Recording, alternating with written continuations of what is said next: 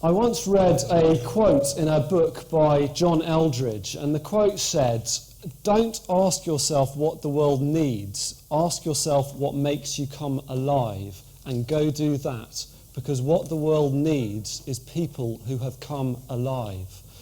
And I'm going to tell you in a snapshot what's happened in the last 7 years of my life now. And just to rewind 7 years ago, well, it's maybe even more than that, 8 years ago, I was living in the UK. I went to university in the UK. After university, I went over to America for a few months. I was a door-to-door salesman, knocking on people's doors in California and trying to sell them children's books. And I did that for a few months. I didn't really think it was a sustainable long-term career, knocking on doors. So I came back to England and I became a geography teacher. And I was teaching geography for 2 years, which was a job I really, really enjoyed. I was teaching teenagers. It was a lot of fun. Every day was different. It was very hard. But I didn't really feel like it was what was going to make me come alive for the rest of my life. So I decided I wanted to go and explore the world, and I thought a good way to do that was to go and explore it on a bicycle. So I took my bicycle and I thought, rather than setting off from England and pedalling off into the world, I will fly as far away from home as I can think of, right to the other side of the world, and then I'll get off the plane and I'll cycle home again. That will be my adventure. So that's what I did. This is where I flew, to the northeast edge of Siberia, which was pretty much as far as I could think of, to a little town called Magadan. When I got to Magadan, I got off the plane and I started cycling. This is the route I took. I went down initially through Russia for 3 months, through Siberia, caught a ferry across to Japan, through Japan, then up through South Korea, then down through China to Hong Kong. That took me about a year, but then I decided to take a little detour. So I started hitchhiking on boats, kept going south through the Philippines, Papua New Guinea, halfway around Australia. That took an extra year, and then I came back up through places like Tibet, India, Pakistan, Afghanistan, other areas of Central Asia, Iran, and then home through Europe, as you can see through Turkey there, and back to London. And that journey took about 3 years to get back, so it was a very long journey.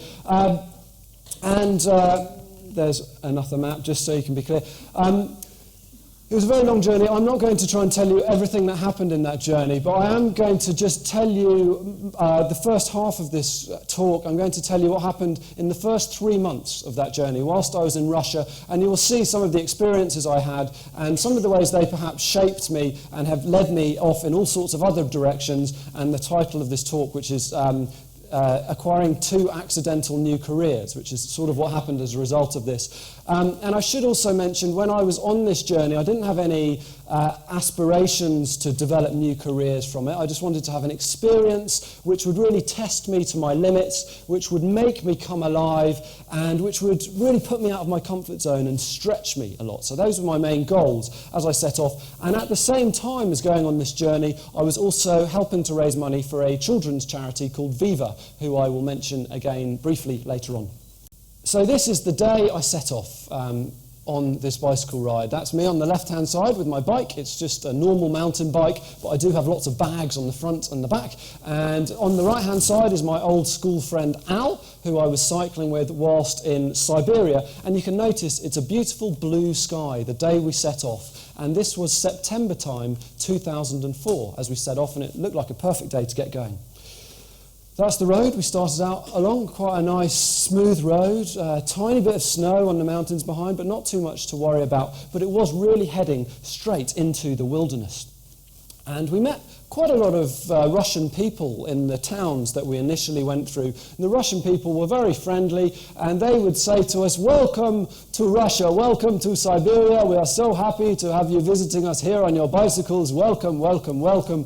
But why have you come in September? Because in 1 month, in October, the winter will arrive, and we think if you keep going, within 1 month, both of you will die. You will freeze to death in the winter." And so I started to get rather apprehensive about this. And then other Russians came up to us. They looked at our clothes and they said, "Well, if you have enough clothes, perhaps you will survive the cold. But we think it is far more likely you will get eaten by the bears. That's how you'll die." And so I was worrying about the bears. And then other people said, "No, no, not the bears. The wolves will eat you." And so I had this kind of long list of ways I was going to die. And they were all convinced we would die. They just couldn't decide how. And it was with some trepidation, therefore, that we continued going, and sure enough, as they'd warned us, the winter did start to arrive.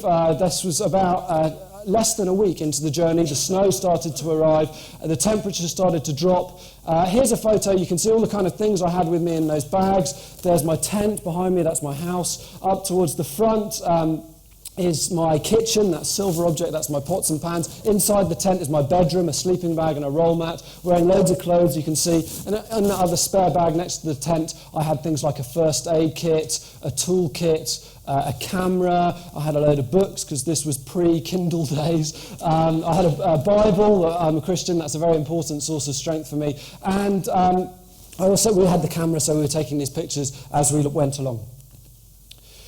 But as we went along in the winter conditions, we found the initial problem wasn't so much the cold, because initially it was only about -5, not too bad, but the road started to get very icy and slippery. And as we cycled along, often suddenly whoosh, my back wheel would slip out from under me and crash. I would fall down onto the road and usually slide along it and then have to pick up the bike, climb back on and keep on riding. And that sometimes happened about 5 times a day. We'd be slipping and crashing off the bike and nothing much we could do about it. We realised probably the nearest bike shop at this point was in Alaska, and so we weren't going to get any new tyres.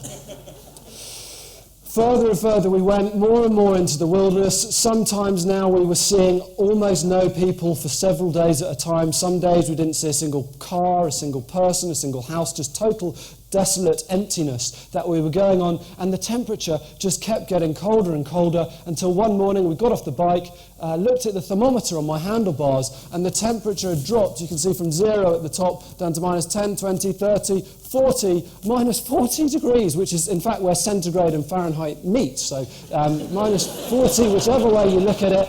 And this was a serious amount of cold. If you're interested to know what it feels like at -40, little experiment you can do later when you go home. Open your freezer door, put your hand in to get your ice cream out of the freezer. Try and remember that now. That's about -20 in your freezer. So now I want you to double how cold your hand feels, down to -40. Got that? And now keep your hand in there for about 6 months. And now you're getting the idea of what it's like in a Siberian winter. And it doesn't really make life any easier. The water in our water bottles was freezing in less than a minute. Plastic things become very brittle, so they all started breaking in our equipment. One day my friend Al had a cold and his nose was dripping, and you can see the results, these beautiful icicle bogies. Well, as we continued along, I mentioned before, we met very, very few people, but sometimes we met some quite unusual people. One day we heard a rumbling sound, and this tank was coming down the road behind us, actually not the army, some friendly Russian gold miners. Here is a little gold mine by the road, and we were always really excited when we saw a house or any sort of habitation, especially you can see a little bit of smoke coming out of the chimney there, which meant it was warm inside. And if we saw something like that, we'd put down our bikes, we'd go up and we'd knock on the door. We wanted to get out of the cold. Usually somebody would open the door, be a bit surprised, but then they'd say, come in, invite us into the house. Then they'd say, sit down, so we'd sit down in the house. Then they'd put a whole load of food on the table and they'd say, eat, eat, eat, so we'd eat lots of their tasty food. And then they would say, don't go back outside, it's far too cold for camping tonight. Why don't you stay the night with us, we'll look after you. Tomorrow morning you can keep going on your crazy bike ride. And the thing was, this didn't just happen once or twice on this journey. It happened almost every week I was in Russia, and actually almost every week of the entire expedition, I found total strangers were looking after me like this. And that was a huge, huge experience for me in terms of learning about that incredible hospitality you can find when you go out into the world. I did also meet some less friendly people from time to time. I was robbed at gunpoint once. I was chased by some guys with knives once, a very, very occasional, highly scary situations, but the vast majority of the time, vast majority of people in every country were very friendly and helpful. Well, we made it down to Japan, and I cycled through there. I was hoping I'd escape from the winter now, but this was Japan when I arrived, still a lot of snow up there. And here was the rain arriving, me and Al with our raincoats on now. But this photo was taken just a couple of days before me and Al decided to part ways and cycle different routes. Al went on across west across China, and I headed south down towards Australia. And it was a really tough experience for me suddenly to be on my own. When you're with a friend, it's a lot easier in many ways going on an expedition. On my own, I had to make decisions by myself. I had to face camping on my own in scary kind of places by myself. I had to meet people by myself. I'm naturally quite shy by disposition, so I had to force myself to get out there, meet people, and make friends as I went along. And that actually really added to the experience, even though it was harder. And I continued on down to Australia, then back up. And this is a photo taken in Afghanistan. As I was in the final 6 months of the journey, I took a shortcut through that incredibly frightening country, which is, I felt more than anything, sadness, I think, there, but a lot of fear, which was taking on these challenges, which I felt I needed to do to grow up as a person at this point. That's my last night camping. I caught a ferry across the English Channel and back through London, where of course it was raining, and past Big Ben and home at last. And that was that journey, and I finished that journey now about 5 years ago. Almost 5 years ago, I finished the journey, got back to London, and I thought I would probably go back to teaching. I wasn't quite sure what I was going to do next, but I thought that might be the kind of easiest route, because I'd already done it. But then, not really through me seeking it out, I started to get some other opportunities. A publisher got in touch with me and asked me to write a book, which again I found quite a frightening idea, but I started trying to write a book. National Geographic got in touch, and they found out I'd been filming myself with a video camera, just holding it out like that, or balancing it on a rock and cycling past and running back and picking it up. And so I self-filmed the journey. They made that into a television series. I started doing a bit of speaking, initially in schools and now increasingly in kind of corporate motivational speaking. And so I had all these new opportunities. It was an amazing thing to have these new opportunities from taking that risk of going and doing something new and scary. But the best thing that happened in the journey was actually when I was in Hong Kong, about 1 year into the journey. I met a girl who's over there who is now my wife. And so she's probably very embarrassed.